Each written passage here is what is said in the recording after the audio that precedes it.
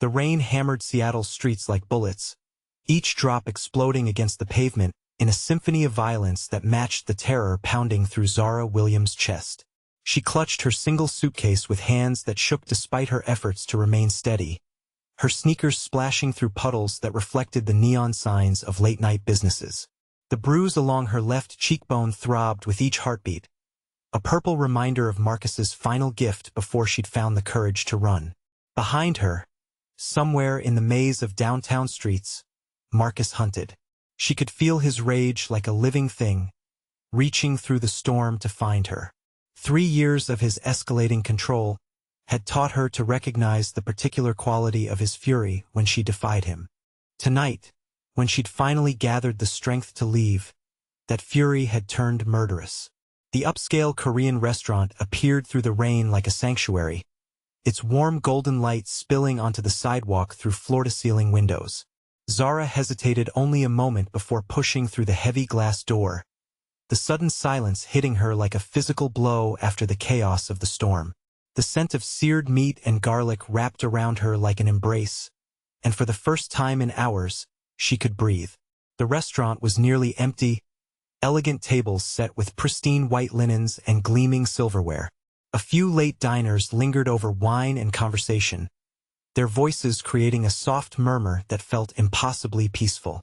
Zara stood dripping in the entryway, suddenly aware of how she must appear. Her damp hair clung to her neck, her clothes were soaked through, and the bruise on her face announced her desperation to anyone who looked.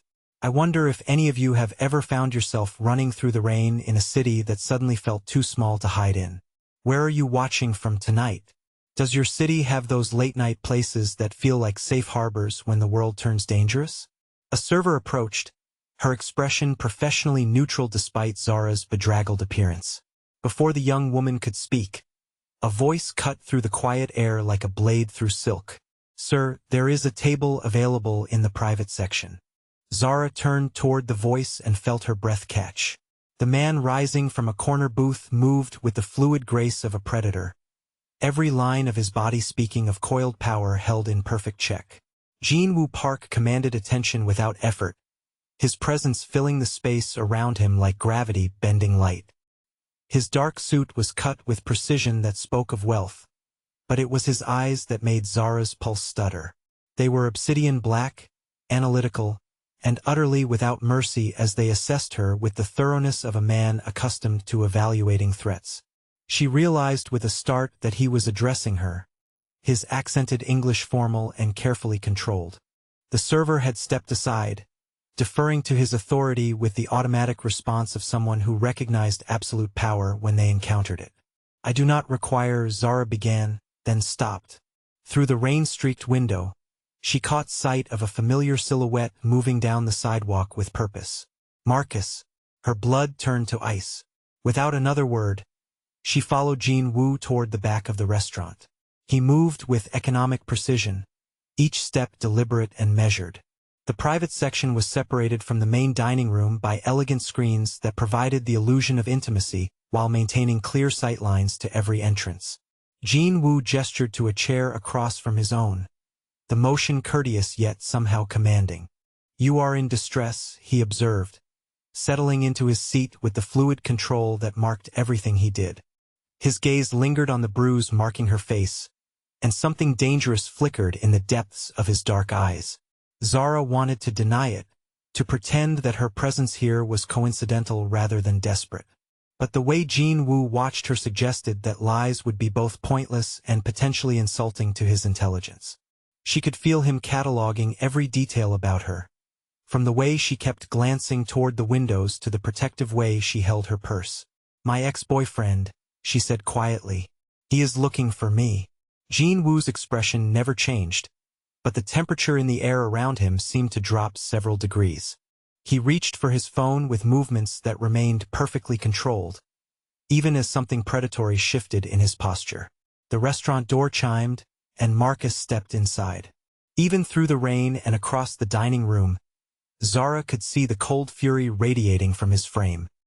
He scanned the space with the systematic thoroughness of a hunter, his gaze eventually settling on the private section where she sat. Recognition flared in his eyes, followed immediately by possessive rage. Marcus approached their table with the swagger of a man accustomed to taking what he wanted. He was handsome in a conventional way, all clean lines and practiced charm. But next to Jin Woo's controlled stillness, he seemed diminished somehow. Crude where the other man was refined, loud where Jin Woo was quietly commanding. "Zara, baby, what are you doing here?" Marcus's voice carried the deceptively gentle tone she'd learned to fear above all others. "Time to come home." "I am not going anywhere with you," Zara replied, proud when her voice remained steady.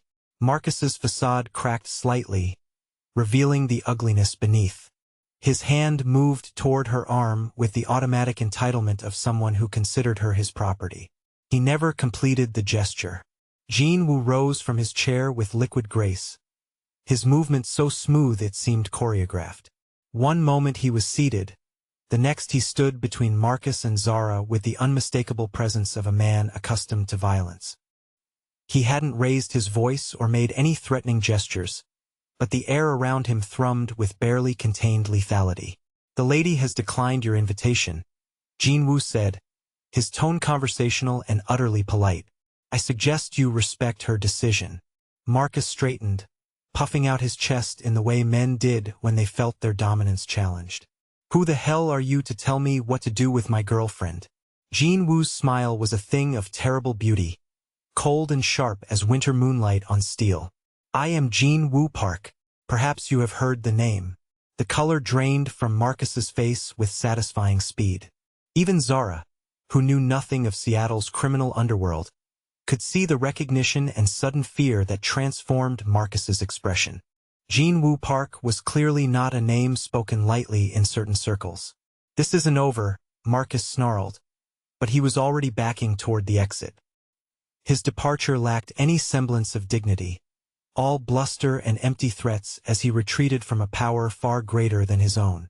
Jin Woo watched until Marcus disappeared into the storm, then returned his attention to Zara with the same analytical intensity.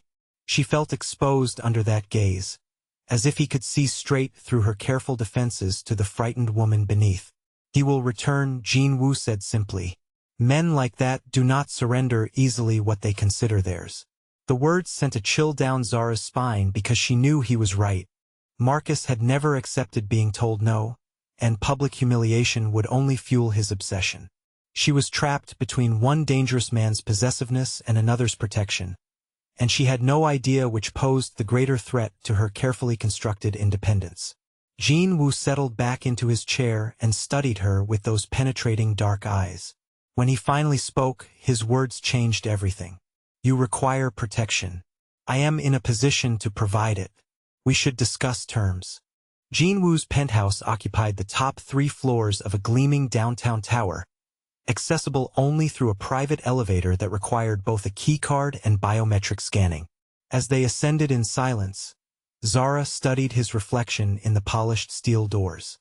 His expression revealed nothing, but she sensed the careful calculation behind his dark eyes, the way he measured every word and movement with the precision of a man who understood that mistakes could be fatal.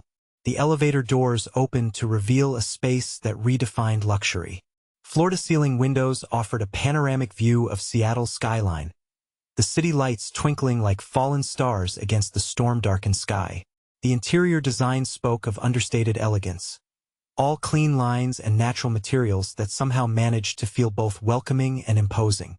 Rich hardwood floors gleamed beneath minimal furniture arranged with mathematical precision, while subtle artwork adorned walls painted in calming neutrals. "Your belongings will be brought up shortly," Jin Woo said, his voice carrying the same formal control that marked everything about him. "I took the liberty of having your vehicle retrieved from the restaurant parking area." Zara turned to face him, clutching her small suitcase like a shield. "You had my car moved without asking me." "Security protocols," he replied simply, as if that explained everything. "Your ex-boyfriend knows your license plate number. The vehicle will be returned to you when it is safe to do so." The casual way he had taken control of her possessions sent alarm bells ringing through her mind. This man operated on a level far beyond anything she had encountered, where her consent was apparently less important than his assessment of necessary precautions. Yet she could not deny the logic of his actions, even as they unsettled her. Jin-woo moved through the space with the fluid grace of someone completely at home in his environment. He gestured toward a seating area arranged around a fireplace that provided the only source of warm light in the otherwise cool space. "Please sit. We have arrangements to discuss." Zara remained standing, a small act of defiance that did not go unnoticed. His dark eyes tracked her movement as she walked to the windows instead, gazing out at the city spread below. The height made her feel simultaneously powerful and vulnerable, removed from the world yet exposed to scrutiny from a dozen other towers that rose around them. "You said I require protection," she began carefully. "What exactly does that mean?" Jin-woo settled into a leather armchair with movements that somehow managed to be both relaxed and predatory. "It means that Marcus Tyler is not the harmless ex-boyfriend you may believe him to be. His family has connections to certain unsavory organizations, and his recent behavior suggests he will not accept your departure gracefully." Zara felt the blood drain from her face. "How do you know his full name? How do you know about his family?" "I make it my business to understand threats to my interests," Jin-woo replied with matter-of-fact precision. "Your Mr. Tyler has been making inquiries through intermediaries. He believes you have taken something that belongs to him." The casual way he referred to Marcus's search efforts chilled her more than the storm outside. This man had conducted a background investigation on her life while she sat in his restaurant, gathering intelligence with the efficiency of someone who treated such activities as routine business. She was dealing with forces far beyond her understanding or experience. "What kind of protection are you offering?" she asked, though part of her already dreaded the answer. Jin-woo rose and moved to a desk that appeared carved from a single piece of dark wood. He withdrew a leather portfolio and extracted several documents with movements that suggested this was a rehearsed presentation. "You will reside here under my protection until the threat has been neutralized. In exchange, you will follow certain protocols designed to ensure your safety and mine." He placed the papers on the coffee table with precise alignment, and Zara found herself drawn closer despite her reservations. The documents were printed on heavy stock paper with letterhead that spoke of legitimate business enterprises, but the terms outlined within made her stomach clench with apprehension. "You will not leave these premises without my express permission and appropriate security escort," Jin-woo explained, his finger tracing the relevant clauses. "You will not communicate with anyone from your previous life without my knowledge and approval. Your meals, medical care, and all other necessities will be provided according to schedules I determine appropriate." Zara stared at the papers, the words swimming before her eyes as their implications became clear. "This is not protection. This is imprisonment. It is survival," Jin-woo corrected gently, but his tone carried the unmistakable weight of absolute authority. "You have entered my world now, willingly or otherwise. The rules that governed your previous existence no longer apply." Her phone buzzed with an incoming text message, and she glanced down automatically. The blood froze in her veins as Marcus's words filled the screen. "I know where you are, princess. He can't protect you forever. You belong to me." Jin-woo observed her reaction with the analytical attention of a scientist studying a specimen. His expression never changed, but something dangerous flickered in the depths of his dark eyes. "May I see the message?" Zara handed over the phone with trembling fingers, watching as Jin-woo read Marcus's words with the same careful attention he brought to everything else.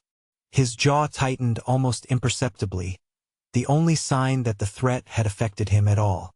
"This confirms my assessment," he said quietly, setting the phone aside with deliberate control. "He has resources and patience. These qualities make him particularly dangerous to someone without adequate protection." The weight of her situation settled over Zara like a suffocating blanket. She was trapped between two men who viewed her as property to be possessed and protected, neither apparently concerned with what she might want for herself. Yet Marcus represented chaos and violence, while Jin-woo offered structure and safety, even if that safety came wrapped in velvet chains. "What happens when you decide the threat is over?" she asked, surprised by the steadiness of her own voice. "You will be free to leave, Jean Wu replied without hesitation. I am not in the business of holding unwilling prisoners. My interest lies solely in neutralizing the immediate danger to your well-being. Something in his tone suggested deeper currents beneath the formal words, but Zara could not decipher what they might be. This man was a study in controlled contradictions, offering protection that felt like captivity while maintaining a careful respect for boundaries she had not even known existed. Another text arrived, this one containing a photograph taken through the restaurant window earlier that evening. The image showed her sitting across from Jean Wu, their faces clearly visible despite the rain-streaked glass. Below the photo, Marcus had typed a single word that made her skin crawl. Soon. Jean Wu examined the second message with the same analytical calm, but Zara noticed the way his fingers tightened almost imperceptibly around the device. When he looked up, his dark eyes held a quality she had not seen before, something cold and utterly merciless that transformed his refined features into something far more dangerous. You have surveillance on you already, he observed quietly. This photograph was taken by someone with patience and planning. Your ex-boyfriend has prepared for this moment. The realization that Marcus had been watching, planning, gathering intelligence while she believed herself free, sent terror racing through her veins. She had underestimated him completely, viewing his possessiveness as the crude obsession of a rejected lover rather than the calculated campaign it apparently was. I need time to think, Zara said, though they both knew her options had narrowed to a single choice. Of course, Jean Wu replied with formal courtesy that somehow managed to convey both respect and absolute certainty about her eventual decision. Your suite is prepared on the second level. Dinner will be served at 8 if you care to join me. As if summoned by his words, the private elevator opened to admit two men in dark suits, who moved with the same controlled precision as their employer. They carried her few possessions with careful respect, acknowledging Jean Wu with subtle bows that spoke of deep loyalty and perhaps fear. Zara followed them to a guest suite that redefined her understanding of luxury. The bedroom alone was larger than her entire apartment, decorated in soft grays and creams that created an atmosphere of sophisticated tranquility. French doors opened onto a private terrace that offered stunning views of the Sound, while the bathroom featured amenities that belonged in an exclusive spa. Yet for all its beauty, she could not escape the feeling that she was examining a very expensive cage. The windows did not open, she noticed, and the single door required a key card that she had not been given. Jean Wu's protection came with boundaries that were absolute, regardless of how elegantly they were presented. A soft knock interrupted her brooding, and she opened the door to find Jean Wu himself holding a small silver tray. He had changed from his business suit into dark slacks and a crisp white shirt that somehow made him appear both more approachable and more dangerous. The formal armor was gone, revealing the lean strength of his frame and the predatory grace that marked his every movement. I thought you might be hungry, he said, offering her the tray with the same careful courtesy he brought to everything else. The kitchen staff prepared some light items in case you preferred to dine privately this evening. The gesture was unexpectedly thoughtful, and Zara found herself accepting the tray despite her reservations about his motives. The food was beautifully presented, delicate portions arranged with artistic precision that spoke of genuine care rather than mere obligation. Thank you, she said quietly, surprised by the sincerity in her own voice. Jean Wu inclined his head with the slight bow that seemed reflexive for him. If you require anything during the night, the intercom system connects directly to security. They have been instructed to accommodate any reasonable request. He turned to leave, then paused at the threshold as if remembering something important. The contract requires your signature by tomorrow evening. I trust you understand that delay increases the risk to both of us. With those words, he was gone, leaving Zara alone with her thoughts and the gradual understanding that she was about to surrender her freedom to a man who wielded power like other people wielded tools. Necessary, efficient, and absolutely without compromise. Zara woke to the scent of fresh coffee and something she could not immediately identify, something warm and inviting that drew her from the silk sheets of the most comfortable bed she had ever occupied. Sunlight streamed through floor-to-ceiling windows, painting the suite in golden hues that made the previous night's storm seem like a distant nightmare. For a moment, she allowed herself to forget where she was and why, luxuriating in the simple pleasure of waking without fear. The intercom system chimed softly, and Jean Wu's voice filled the room with its characteristic controlled precision. "Good morning. Breakfast will be served in the dining room in 30 minutes, if you care to join me. There is no obligation, of course." Something in his tone suggested that her choice mattered to him, though she could not fathom why. She had signed his contract the night before, her signature sealing an agreement that placed her completely under his authority for an indefinite period. Yet he continued to offer choices, small freedoms within the larger cage he had constructed around her. The dining room occupied a corner of the penthouse that maximized the spectacular views, with windows on two sides that flooded the space with natural light. Jean Wu sat at a table set for two, reading what appeared to be financial reports while his breakfast grew cold before him. He looked up as she entered, and she caught a flicker of something that might have been relief in his dark eyes. He rose with the automatic courtesy that seemed ingrained in his nature, pulling out her chair with movements that were both formal and oddly intimate. The table held an array of options that spoke of careful consideration for her preferences, despite the fact that he knew virtually nothing about her dietary habits or morning routines. "I was unsure of your preferences," Jean Wu said as she settled into her seat. "The kitchen has prepared both Korean and American options, along with fresh fruit and pastries from the bakery you mentioned enjoying." Zara stared at him in surprise. "When did I mention a bakery?" "Yesterday evening, when you spoke of your neighborhood. You referenced the small French bakery on Pine Street where you purchase coffee each morning before work." The fact that he had remembered such a casual detail, had processed it and acted upon it, unsettled her more than his formal contract requirements. This level of attention suggested an interest that went beyond mere protective custody, though she could not determine what his true motivations might be. They ate in comfortable silence for several minutes, the only sounds the soft clink of silverware against china and the distant hum of city traffic far below. Jean Wu moved with the same controlled grace that marked everything he did, but Zara noticed the way he occasionally glanced at her, as if gauging her reaction to the meal or the environment. "I have meetings scheduled for this afternoon," he said eventually. "My assistant has prepared materials for your review, if you are interested in understanding the legitimate aspects of my business operations." Zara looked up from her coffee, startled by the offer. "Why would you want me to know about your business?" "Because you have demonstrated intelligence and professional competence that should not be wasted during your time here. Also because understanding my world may help you navigate it more effectively." He gestured toward a leather portfolio that she had not noticed earlier, placed discreetly on a side table within easy reach. The gesture was casual, but she sensed the importance he placed on her response. This was some kind of test, though she could not determine what he hoped to discover about her. "What kind of business?" she asked carefully. "Import and export operations, primarily dealing in luxury goods and specialty items from Asia. Also real estate development and several restaurant ventures throughout the Pacific Northwest." The description sounded entirely legitimate, though Zara suspected there were layers of complexity beneath the surface that he was not revealing. Men like Jean Wu did not acquire the kind of power and influence he obviously wielded through conventional business practices alone. She spent the morning reviewing financial projections and market analyses that revealed a sophisticated understanding of international trade and domestic investment opportunities. The documents were meticulously organized, with strategies that demonstrated both conservative wisdom and calculated risk-taking that had clearly paid substantial dividends.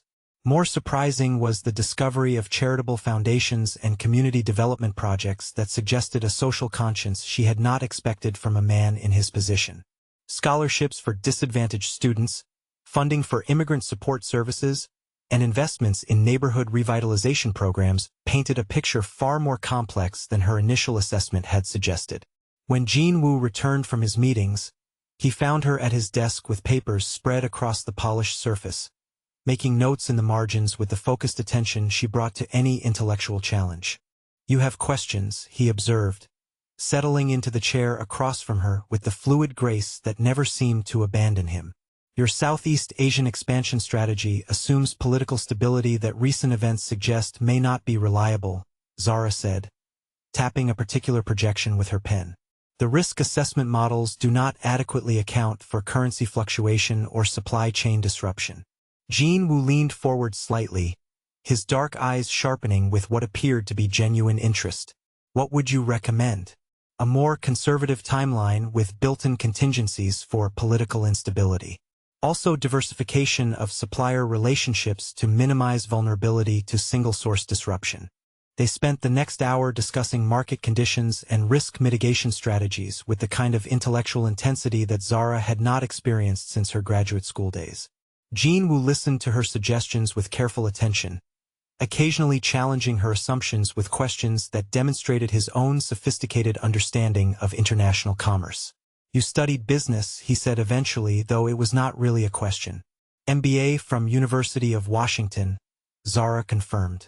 International business with a focus on Pacific Rim markets. I was working in logistics coordination before I met Marcus. Before your situation became complicated, Jin Woo corrected gently. The careful way he avoided mentioning Marcus directly struck her as oddly considerate, as if he understood that the reminder of her ex-boyfriend's controlling behavior might be painful. This level of emotional awareness seemed inconsistent with his reputation as a ruthless businessman, though she was beginning to suspect that Jin Woo Park contained multitudes that defied easy categorization. Why did you stop working? He asked. Marcus preferred that I focus on our relationship. He said my career ambitions were selfish and detracted from our future together. The temperature in the room seemed to drop several degrees as Jin Woo absorbed this information. His expression never changed, but something dangerous flickered behind his controlled facade. A glimpse of the predator that lurked beneath his refined exterior. A man who diminishes his partner's potential is not worthy of her devotion, Jin Woo said quietly, and there was something in his voice that made her believe he spoke from personal experience. Did someone try to diminish you? She found herself asking, surprising them both with the intimacy of the question. Jin Woo was silent for a long moment, his dark eyes focusing on something beyond the windows, as if seeing into a past he rarely allowed himself to remember. When he finally spoke, his voice carried a weight that suggested old wounds carefully controlled but never fully healed. My father believed that emotional attachments were weaknesses to be eliminated rather than strengths to be cultivated. He taught me that power required isolation, that caring for others created vulnerabilities that enemies could exploit. And do you believe that? Zara asked softly. I believed it for many years, Jin Woo admitted. Recent experiences have suggested that perhaps he was not entirely correct. The vulnerability in his admission created an unexpected intimacy between them, a moment of shared understanding that transcended their unusual circumstances. Zara found herself studying his profile as he gazed out at the city, noting the classical lines of his features and the way afternoon light caught the dark silk of his hair. The moment was broken by the sharp sound of her phone buzzing against the glass surface of the desk.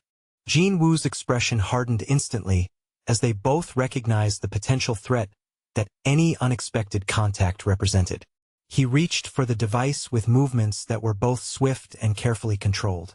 It is a number I do not recognize, he said, showing her the screen. The message is from someone claiming to be your friend Sarah. Zara felt her stomach clench with apprehension as she read the text. Marcus says you are in trouble and need help. He gave me this number. Where are you? I am worried. He is using your personal relationships to locate you, Jin Woo observed with the analytical calm he brought to every problem. This represents an escalation of his campaign. Sarah does not know about you or about what really happened between Marcus and me, Zara said, guilt tightening her throat. She thinks he is genuinely concerned about my welfare. Jin Woo studied the message for several seconds, and she could practically see his mind working through the implications and potential responses. When he looked up, his expression had transformed into something that made her pulse quicken with a mixture of fear and unexpected attraction. Your friend Sarah will receive a response indicating that you are safe but cannot be contacted directly due to a family emergency, Jin Woo said with the authoritative tone that brooked no argument. This will buy us time while revealing nothing about your actual location. You cannot control my friendships, Zara said, her voice carrying more heat than she had intended. Sarah is important to me, and I will not have her worried because you think it is strategically necessary. Jin-Woo rose from his chair with the predatory grace that marked moments when his carefully controlled facade slipped to reveal the dangerous man beneath. He did not raise his voice or make any threatening gestures, but the air around him seemed to vibrate with barely contained intensity. Your safety is my primary concern, he said quietly, each word precisely enunciated. I will not allow sentiment to compromise security protocols that exist to protect your life. My life, Zara shot back, standing to face him despite the way his presence seemed to fill the space around them. You mean your reputation and your business interests. I am not some asset to be managed according to your convenience. The words hung between them like a challenge, and Zara realized that she had crossed some invisible line that transformed their careful politeness into something far more honest and dangerous. Jin-Woo studied her with the intensity of a predator evaluating prey, but beneath the controlled menace, she caught a glimpse of something that might have been admiration. You are correct, he said finally, his voice carrying a new quality that sent heat racing along her nerves. Your life is not my asset to manage. It is something far more valuable than that. Before she could ask what he meant, her phone rang with an incoming call from Marcus himself. Jin-Woo answered with swift efficiency, his voice transforming into something cold and utterly merciless as he spoke. Mr. Tyler, you will cease all contact with Miss Williams and her associates immediately, or you will discover that my patience has limits that you do not wish to test. Marcus's response was loud enough to be heard across the desk, a stream of profanity and threats that made Zara's skin crawl with familiar dread. Jin-Woo listened to the tirade with the same analytical calm he brought to everything else, but she noticed the way his free hand clenched into a fist that spoke of carefully controlled violence. When Marcus finally finished his rant, Jin-Woo's response was delivered in a tone that made Arctic winds seem tropical by comparison. You have 48 hours to leave Seattle permanently. After that deadline expires, your continued presence in this city will be considered a direct threat to my interests. I trust you understand the implications. He ended the call with deliberate finality and turned back to Zara with eyes that held depths of controlled fury she had never seen before. In that moment, she understood that Jin-Woo Park was far more dangerous than Marcus could ever hope to be, but that his capacity for violence was tempered by something that her ex-boyfriend had never possessed. Honor, perhaps, or simply the kind of control that came from absolute confidence in his own power. The threat is escalating, Jin-Woo said simply. Marcus Tyler has chosen to make this personal rather than accepting a reasonable solution. What happens now? Zara asked, though she suspected she already knew the answer. Now we discover whether 48 hours is sufficient time for wisdom to overcome pride, Jin-Woo replied, and there was something in his voice that suggested he had already calculated the odds and found them wanting. The morning brought unexpected intimacy wrapped in the ordinary ritual of shared breakfast. Jin-Woo had risen early, as was his custom, but instead of retreating to his office with coffee and financial reports, he remained at the dining table when Zara joined him. She found him reading what appeared to be a handwritten letter, his expression softer than she had ever seen it, touched with a melancholy that transformed his austere features into something almost vulnerable. News from home? She asked gently, settling into the chair across from him with her own coffee. Jin-Woo looked up, and for a moment she saw past his carefully constructed defenses to glimpse the man beneath the controlled exterior. My grandmother writes to me each week, he said, folding the letter with precise movements that somehow conveyed deep affection.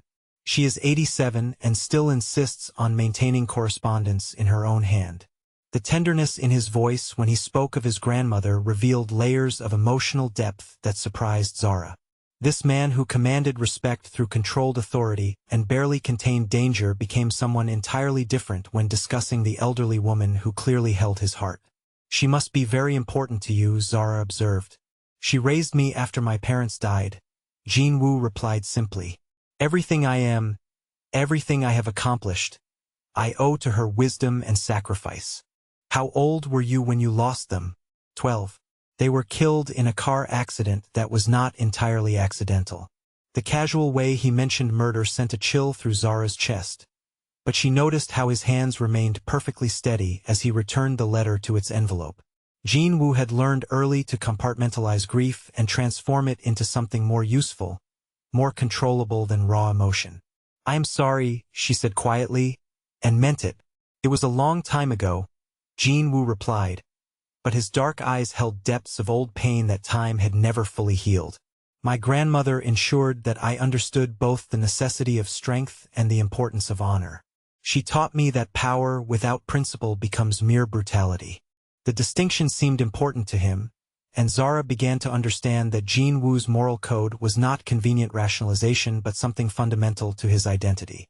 He had chosen to be dangerous in service of something larger than personal gratification, though she was still learning what that something might be.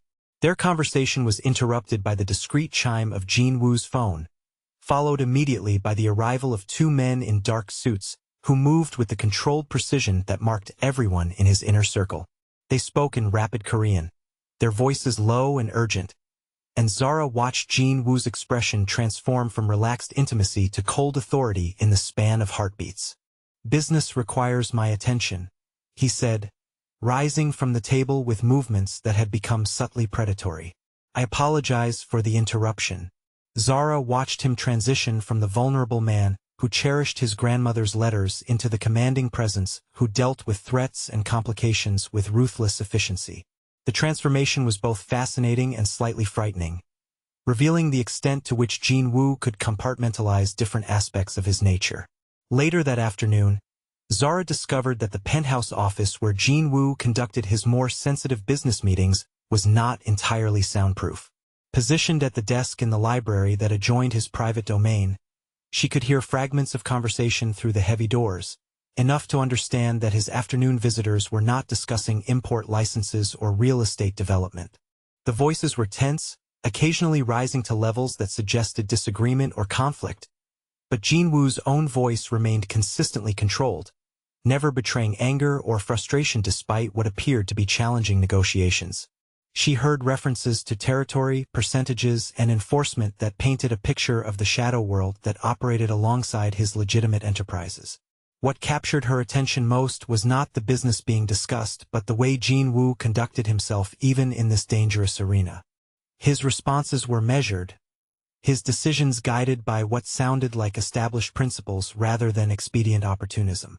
Even when dealing with matters that existed outside legal boundaries, he maintained the honor code his grandmother had instilled in him. When the meetings concluded and his visitors departed, Jin Woo found her in the library with reports spread across the desk, her attention apparently focused on quarterly projections for his restaurant ventures.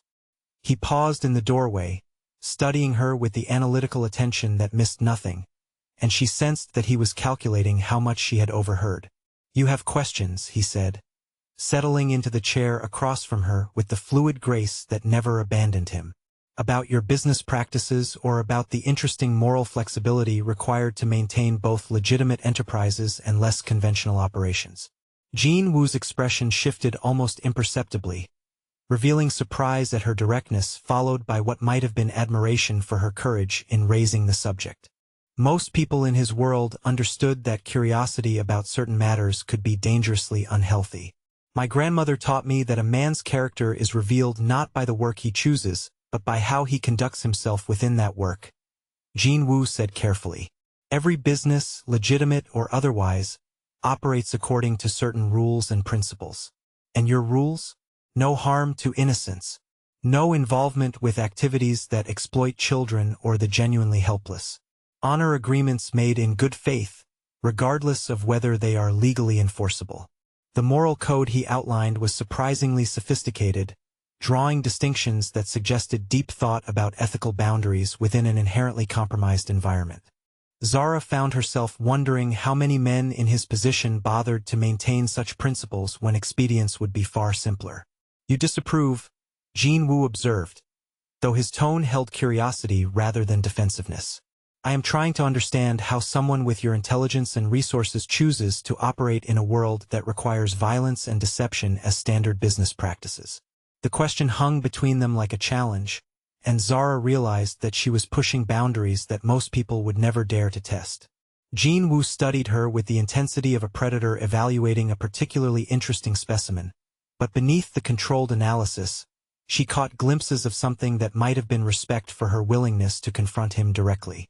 Choice assumes the luxury of alternatives, Jin Woo replied eventually. When my parents were killed, I inherited debts and obligations that could not be resolved through conventional means. The path I chose was the only one that offered survival and eventual security. But you could leave now.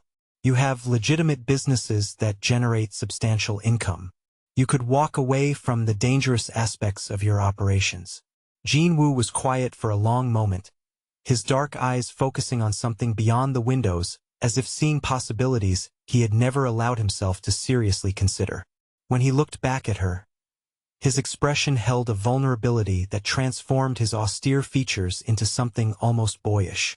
Perhaps I could, he admitted, though I am not certain I would know how to exist without the structure that danger provides. The honesty in his admission created an unexpected intimacy between them, a moment of shared understanding that transcended their unusual circumstances. Zara found herself leaning forward slightly, drawn by the glimpse of uncertainty he had revealed beneath his controlled exterior. You could learn, she said softly. People reinvent themselves all the time. The space between them seemed to shrink as Jin Woo studied her with an intensity that made her acutely aware of every breath she took. His gaze traced the line of her jaw, lingered on her mouth, then returned to her eyes with a heat that sent warmth racing along her nerves. Perhaps I could, he murmured, his voice carrying a rough quality she had never heard before. Though I wonder if I would recognize myself in such a transformation. The moment stretched between them, charged with possibilities that neither seemed prepared to acknowledge directly. Zara became conscious of the way afternoon light caught the dark silk of his hair, the classical lines of his profile, the controlled strength evident in his every movement. Jin Woo was dangerous and complicated and completely unlike anyone she had ever encountered, but something about his careful vulnerability called to parts of herself she had thought Marcus had destroyed. The spell was broken by the sharp ring of the landline telephone, a sound that made them both tense with automatic alertness. Jin Woo answered with his characteristic controlled precision, but Zara watched his expression darken as he listened to whatever information was being provided. Put him through, Jin Woo said quietly, and something in his tone made her stomach clench with apprehension. Marcus Tyler's voice filled the room through the speakerphone, thick with the kind of rage that she recognized as particularly dangerous. I know you have her, and I know exactly where you live. Your fancy penthouse with the bulletproof windows and private elevator. Very impressive, but not as secure as you might think. Jin Woo's expression never changed, but Zara noticed the way his hand moved almost imperceptibly toward the drawer where she suspected he kept a weapon. His voice when he responded was arctic in its controlled fury. Mr. Tyler, you were advised to leave the city within 48 hours. That deadline expired 6 hours ago. Deadlines are for people who give a damn about your threats, Marcus snarled. Zara belongs to me, and I am going to take her back whether you like it or not. I have friends, connections, resources you have not even considered. The casual way Marcus discussed her as property sent familiar nausea rolling through Zara's stomach, but what terrified her more was the confidence in his voice. He was not making empty threats or bluffing his way through desperation. Marcus had developed some kind of plan that made him believe he could challenge Jin Woo Park directly and win. Your friends and connections are inadequate to the task you have chosen, Jin Woo replied with the kind of calm that preceded extreme violence. However, you are welcome to test my assessment. I encourage you to do so at your earliest convenience. 3 days, Marcus said, his voice carrying the ugly satisfaction of someone who believed he held winning cards. 3 days to consider whether keeping her is worth what it is going to cost you. After that, I stop playing games and start taking direct action. The line went dead, leaving them in silence that vibrated with tension and unspoken implications. Jin Woo sat motionless for several heartbeats, his dark eyes focused on some internal calculation that she could not begin to decipher. When he finally looked at her, his expression held depths of controlled fury that made her pulse quicken with a mixture of fear and unexpected arousal. "He is more dangerous than I initially assessed," Jinwoo said quietly, "and more desperate than desperation should allow." "What does that mean for us?" Zara asked, though she suspected the answer would change everything between them. "It means that your safety now depends entirely on my willingness to do things that will compromise whatever positive opinion you may have formed of my character," Jinwoo replied with brutal honesty. "I hope you are prepared for that possibility." Looking at the controlled violence that lurked behind his refined facade, Zara realized that she was about to discover exactly how far Jinwoo Park would go to protect something he had decided belonged under his care. The thought should have terrified her, but instead it sent heat racing through her veins as she recognized the absolute devotion hidden beneath his formal words. Marcus had made a critical error in judgment. He had assumed that Jinwoo's protection was conditional, that pressure could force him to surrender what he guarded. But Zara was beginning to understand that men like Jinwoo did not abandon their responsibilities, no matter the cost. They doubled down with ruthless determination and prepared for war. The attack came at dawn on the third day, precisely when building security was most vulnerable due to shift changes and the early hour when vigilance traditionally relaxed. Zara woke not to her usual gentle alarm but to the harsh electronic shriek of the penthouse security system, a sound that transformed Jinwoo from sleeping man into lethal predator in the span of a single heartbeat. He was moving before she fully understood what was happening, his body flowing from the guest room sofa where he had insisted on sleeping since Marcus's ultimatum into a state of controlled lethality that took her breath away. In the pale morning light filtering through bulletproof windows, Jinwoo Park became something far more dangerous than a successful businessman with unconventional connections. "Stay away from the windows," he commanded, his voice carrying the absolute authority of someone accustomed to life-or-death decisions. "Move to the interior hallway and remain there until I come for you." Zara's mind struggled to process the transformation as Jinwoo retrieved weapons from concealed locations throughout the penthouse with practiced efficiency. The man who had shared vulnerable stories about his grandmother now moved like a force of nature, every gesture precise and deadly. A pistol appeared in his hand as if summoned, followed by additional magazines that he secured with movements too fluid to be anything but muscle memory. The security monitors displayed chaos in the building's lower levels, where men in tactical gear moved through corridors with military precision. They had disabled standard security protocols with inside knowledge that spoke of careful planning and significant resources. Marcus had not been bluffing about his connections. "How many?" Zara asked, surprised by the steadiness of her own voice. "8 on the security feeds," Jinwoo replied without taking his eyes from the monitors. "Likely more positioned outside as backup or escape support." He spoke into a communication device with rapid Korean that she could not follow, but his tone conveyed urgent instructions to people who clearly understood the gravity of their situation. Responses crackled back through the system, tense voices providing updates that made Jinwoo's expression grow progressively darker. "They have neutralized building security and compromised the elevator systems," he said, his analytical calm more frightening than panic would have been. "This operation required weeks of preparation and substantial financial investment." "Marcus has that kind of money?" Zara asked, though she already suspected the answer would complicate everything she thought she knew about her ex-boyfriend. "Marcus Tyler is the son of Thomas Tyler, who controls significant portions of the Pacific Northwest drug distribution network," Jinwoo replied with brutal efficiency. "Your ex-boyfriend has access to both family resources and professional mercenaries with military training." The revelation that Marcus's obsession with her was backed by organized crime connections sent terror racing through her veins. But what frightened her more was the cold fury that had transformed Jinwoo's features into something utterly merciless. She was witnessing the emergence of the man who had survived in a world where weakness meant death, where sentiment could be exploited as fatal vulnerability. The first explosion shook the building's foundation, a concussive blast that rattled windows and sent books tumbling from shelves. Emergency lighting activated as primary power systems failed, bathing the penthouse in hellish red illumination that made everything appear drenched in blood. "They are moving faster than anticipated," Jinwoo observed with the same analytical calm he might use to discuss quarterly profit margins.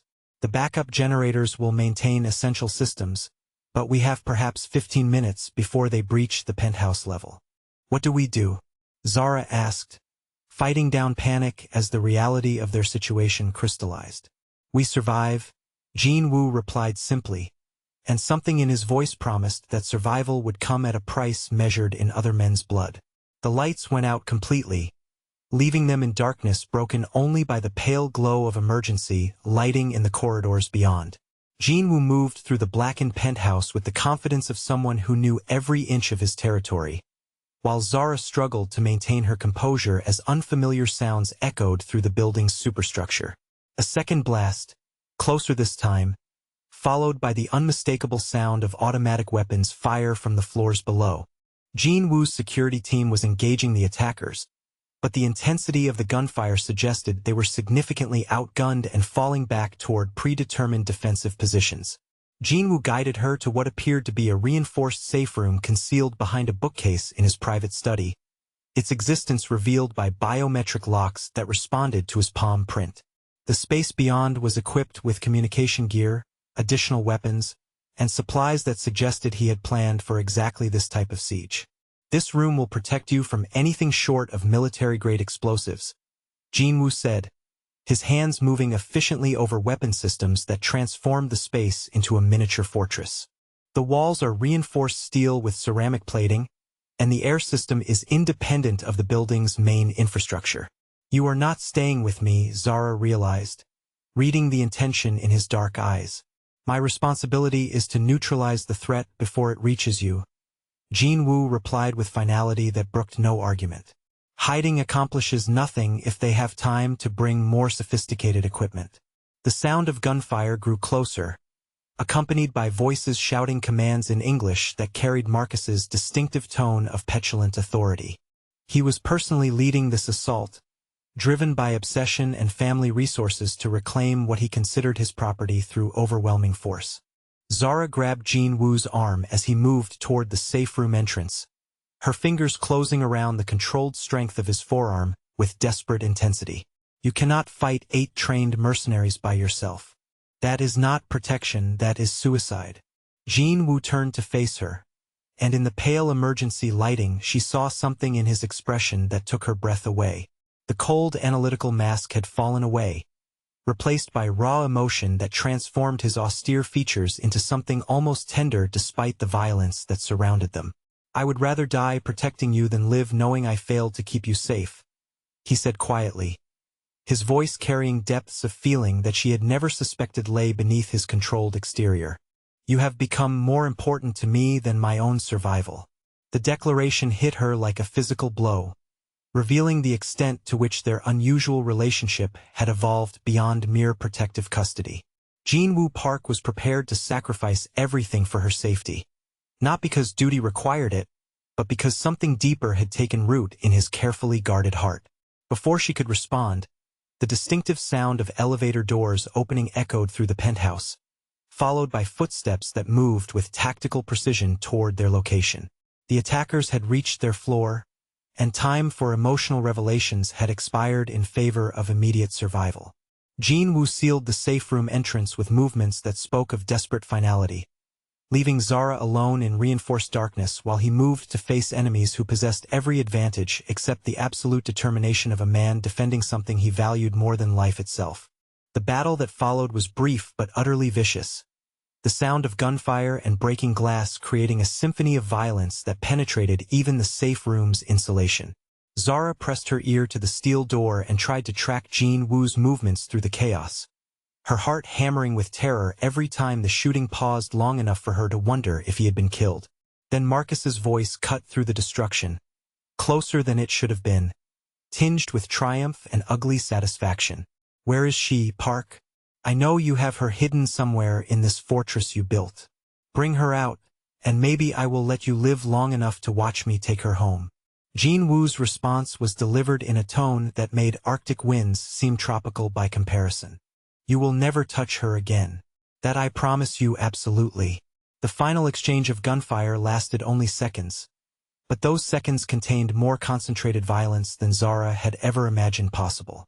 When silence finally returned, It was broken only by the sound of her own ragged breathing and the distant wail of emergency sirens approaching from the city below. The safe room door opened to reveal Jin Woo silhouetted against the pale morning light filtering through shattered windows. His dark clothing torn and bloodied, but his movements still carrying the controlled grace that marked everything he did. Behind him, the penthouse looked like a war zone, with overturned furniture and bullet holes marking the walls where men had fought for their lives. "It is finished," Jin Woo said simply, though his dark eyes held depths of controlled fury that suggested the violence had cost him more than physical injury. Zara stepped through the doorway on trembling legs, her gaze taking in the destruction that surrounded them before focusing on the man who had orchestrated their survival through sheer determination and lethal competence. Jin Woo had transformed himself into a weapon in her defense, and the knowledge that he had been willing to die for her safety created feelings too complex for her to immediately process. "Marcus?" she asked, though she already knew the answer from the finality in Jin Woo's expression. "He will never threaten you again," Jin Woo replied with quiet certainty. "Nor will anyone else acting on his behalf." The reality of their situation began to settle over her as sirens grew louder in the distance and emergency personnel prepared to swarm the building. Marcus was dead, along with the mercenaries he had brought to reclaim her, and Jin Woo had emerged victorious from a battle that could have easily destroyed them both. But victory had come at a price that extended far beyond property damage or physical injury. Jin Woo had revealed the extent of his feelings in terms that could not be retracted or rationalized away, while she had been forced to confront the depth of her own attachment to this dangerous, complicated man who had risked everything to keep her safe. "You could have been killed," Zara said quietly, the words carrying all her terror and growing understanding of what his protection truly meant. Jin Woo moved toward her with careful steps, his dark eyes searching her face for signs of judgment or rejection. When he reached her, his hand rose to trace the line of her jaw with fingers that trembled almost imperceptibly despite his efforts to maintain control. "Some things are worth that risk," he said softly, and there was something in his voice that promised her everything she had never dared to hope for from any man. Looking into his eyes, Zara realized that Jin Woo's control had never been about dominance or possession.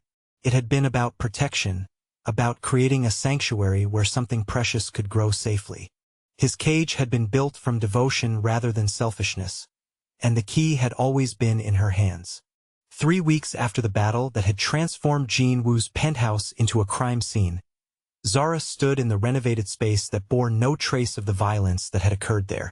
New windows offered the same spectacular view of Seattle's skyline, while furniture arranged with mathematical precision created an atmosphere of sophisticated tranquility that somehow felt entirely different than before.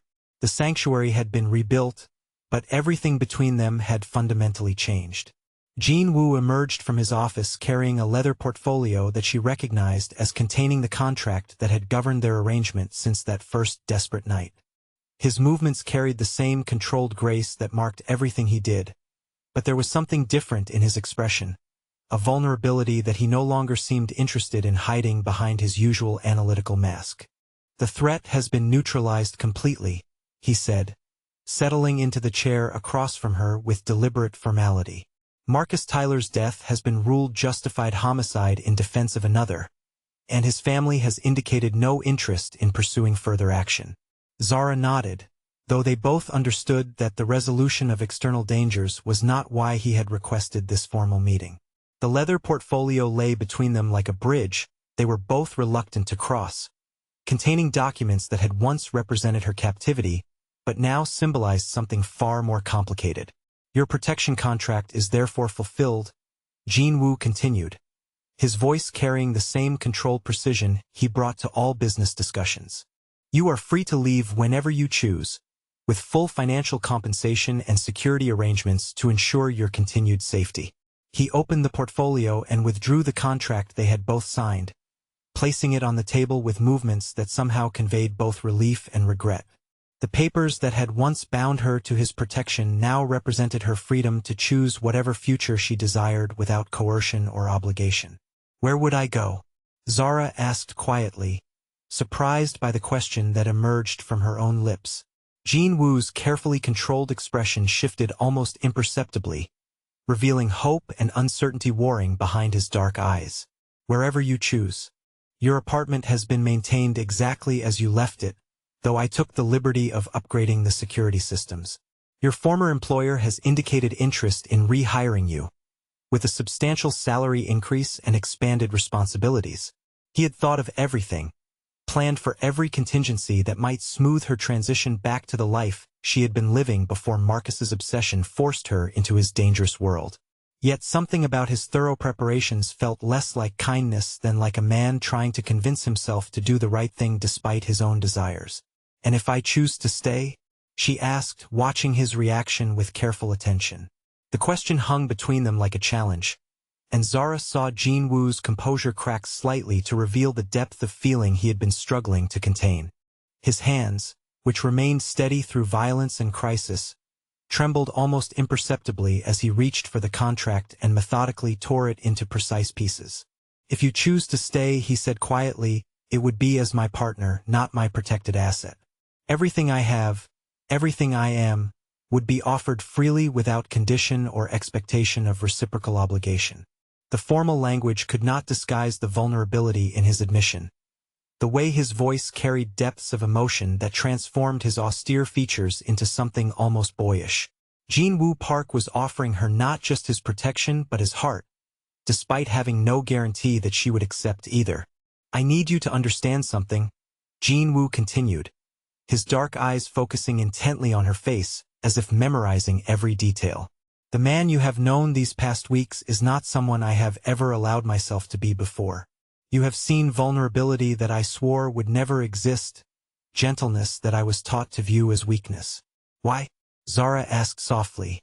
"Why did you allow me to see those things?" "Because you made them feel like strength rather than liability," Jean Wu replied with brutal honesty. "Your presence in my life has revealed possibilities I never allowed myself to consider." He rose from his chair and moved to the windows that overlooked the city where they had found each other through desperation and chance. In the afternoon light, she could see the tension in his shoulders, the way his hands clasped behind his back to maintain control over emotions that threatened to overwhelm his carefully constructed defenses. "I have spent my entire adult life building walls that would protect me from exactly the kind of vulnerability you represent," Jean Wu said, his voice carrying the weight of old wounds and new hopes. "But somewhere in these weeks, those walls became a fortress that I wanted to share rather than defend alone." Zara moved to stand beside him at the windows, close enough to feel the controlled energy that always surrounded him but far enough to maintain the space that choice required. Below them, the city hummed with the kind of ordinary life that had once seemed beyond her reach, full of people pursuing dreams that did not require bodyguards or bulletproof glass. "What are you asking me?" she said, though her heart already knew the answer. Jean Wu turned to face her, and she saw in his expression the same transformation that had occurred during the battle when his analytical mask had fallen away to reveal absolute devotion. He reached into his jacket and withdrew a small velvet box that he held with hands that betrayed none of his inner turmoil. "I am asking you to marry me," he said simply, "not because duty requires it or because gratitude compels it, but because I cannot imagine any future that does not include you as my partner in every sense of that word." The ring he revealed was stunning in its elegant simplicity, a single stone surrounded by smaller diamonds in a setting that spoke of flawless taste and consideration for her preferences rather than ostentatious display. It was the kind of ring chosen by someone who understood that true luxury lay in perfect harmony rather than overwhelming grandeur. "You barely know me," Zara protested, though her voice lacked conviction.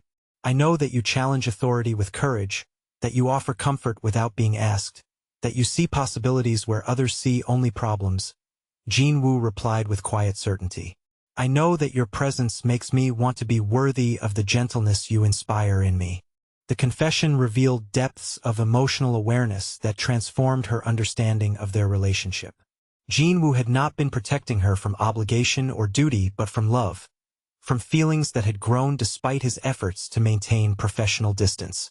His control had been a gift rather than a cage, creating space for something precious to develop without pressure or expectation. I was so afraid of Marcus's obsession that I did not recognize when devotion became something beautiful instead of terrifying, Zara admitted, her voice carrying wonder at her own revelation. There is a difference between possession and partnership, Jin Woo said softly. I want to give you the world, not trap you within mine. The distinction mattered more than she could have imagined when their arrangement began. Jin Woo's protection had always been about creating choices rather than eliminating them, about building a foundation strong enough to support whatever dreams they chose to pursue together. Yes, she said quietly, the single word carrying all her hopes for a future that had seemed impossible when she fled through Seattle's rain-soaked streets. Yes to partnership, yes to the world you want to share, yes to whatever we can build together. Jin Woo's composure finally shattered as he slipped the ring onto her finger with hands that trembled slightly despite his efforts to maintain control.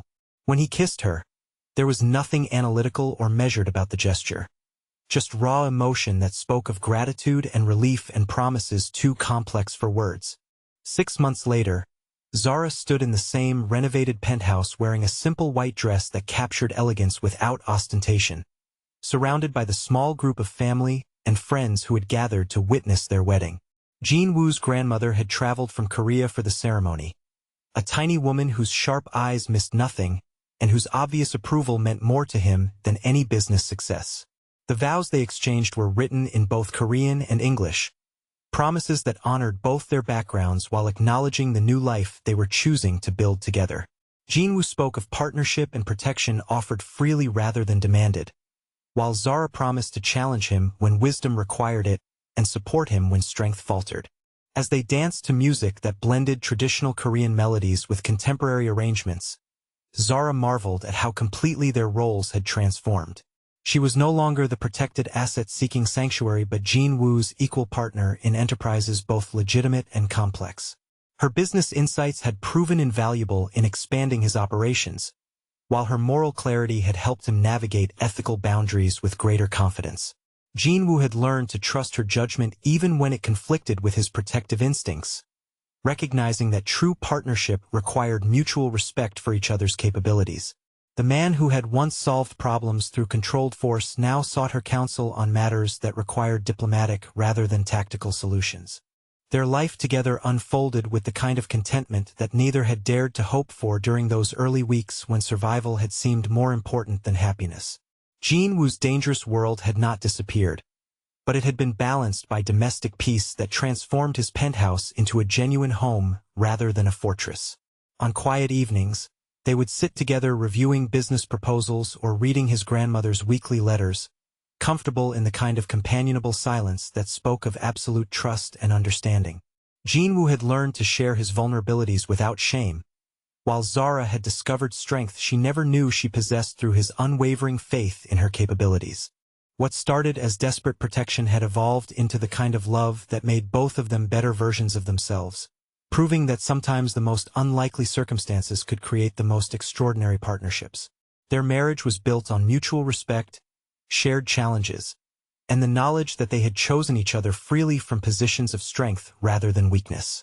Looking at Jin Woo as he held her close during their wedding dance, Zara realized that she had found not just safety but home in this complex, dangerous, utterly devoted man who had taught her that true love created freedom rather than limitations. The cage had indeed become a chosen sanctuary, but more importantly, they had become each other's refuge from a world that had tried to break them both. I hope this story of unexpected love and hard-won partnership has touched something in your own heart. What draws you most to stories about finding love in impossible circumstances? Share your thoughts about Jin Woo and Zara's journey in the comments below, and let me know which moments resonated most deeply with your own experiences of love and trust.